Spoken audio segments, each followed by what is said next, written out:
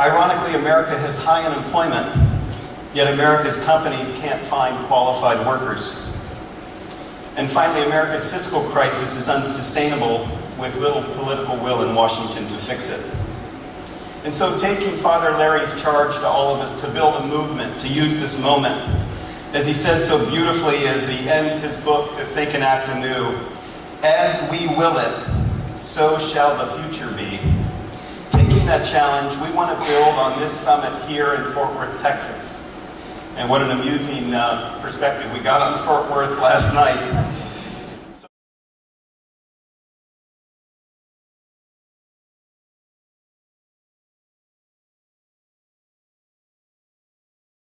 The main thing we can learn from looking at poverty globally is that it's really possible to eradicate poverty. The world as a whole has made extraordinary progress against poverty, hunger, and disease over the last 3 or 4 decades.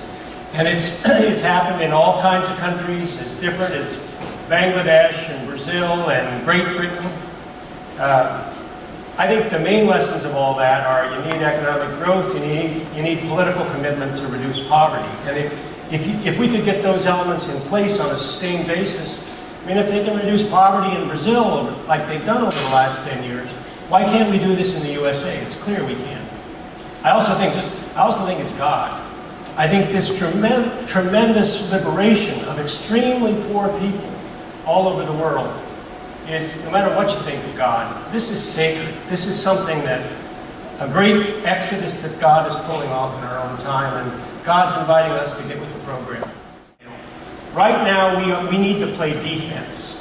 In 2009, 2010, we got some policy changes that will really have helped poor people, will help poor people. But in March of this year, the House of Representatives voted for very deep cuts in government spending, and 2/3 of those cuts were from programs focused on poor and hungry people. Mainly Medicaid, SNAP, tax credits for the working poor. Just the proposed cut to SNAP will, if that becomes law, that will take away from poor people 3 times as much food as all the food that all the charitable networks in the country mobilize for hungry people. Just that one cut.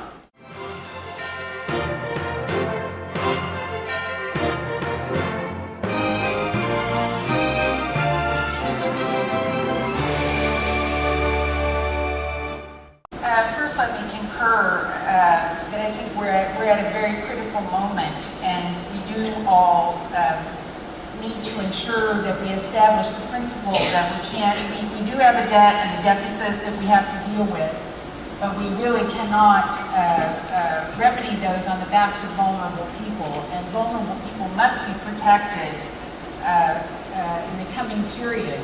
Also, I think it's important to recognize, and I think our work can help us to all of our work can help us to recognize that it's really not sustainable to create this large, expanded group of very poor people. And I think the homelessness experience is a good example of that. I mean, over the years, we've built a lot of data and research around homelessness, and frankly, it's been a big part of what I think has been progress, I know has been progress that we've made toward reducing the number of homeless people in the country. But that data also shows us a lot about the cost of letting people stay poor and homeless. It's not without public cost to let a lot of people be poor. It costs us in the correction system. It costs us in incarceration. It costs us in health care and poor health care. It costs us down the line when we have people who aren't educated and kids who can't be productive. It costs us if we don't have a middle class that can drive the economy. So we were making progress because of the work of many of you and other organizations and people around the country. Here in Fort Worth is a good example where the number of homeless people is I think, still continuing to go down. Certainly has been going down. Around the country since 2005, the numbers went down. And when the recession hit, we had predicted that if nothing were done, the number of homeless people would stop going down and would start going up. because homelessness is associated with deep poverty and also housing costs, and we thought that it would go up. But something was done. There was $1.5 billion put in the stimulus bill for homelessness prevention and rapid rehousing, and as you pointed out, those things worked. And in fact, homelessness has pretty much stayed flat during the recession, despite all the predictions and the expectations, really, that it was likely to start going up again, even though we had turned the corner and started to bring it down. But I'm very fearful now because the stimulus money is done. States and localities are cutting budgets. The federal government will be cutting budgets. It's difficult to raise money, I think, for nonprofits. So it's a worrisome moment.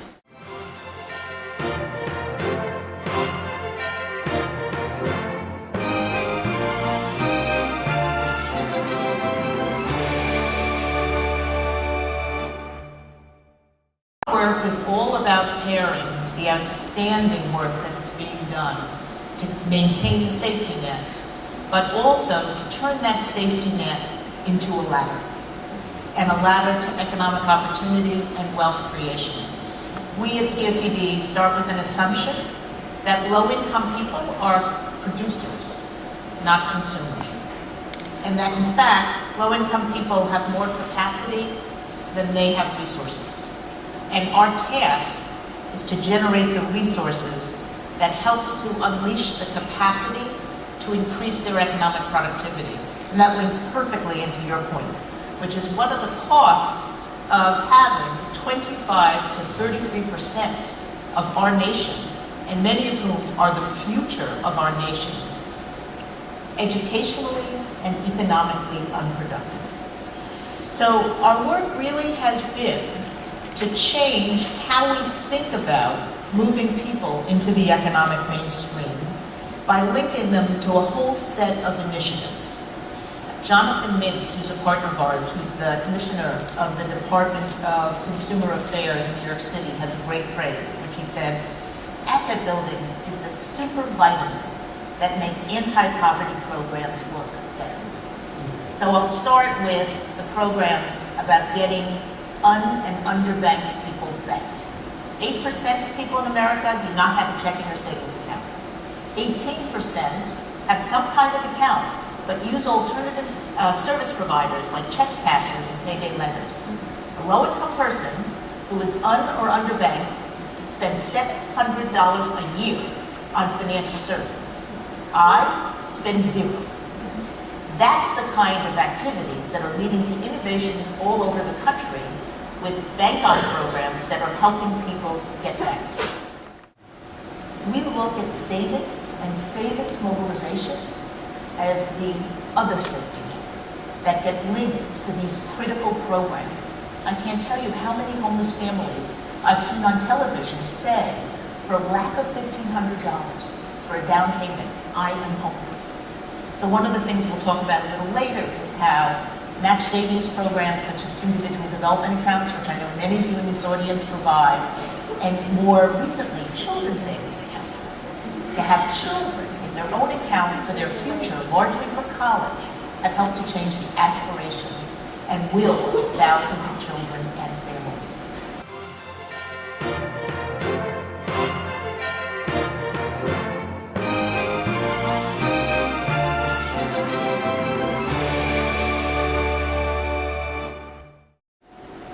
It's probably the understatement of the century, because I don't have to tell you that people across the country have been hurting for many, many years.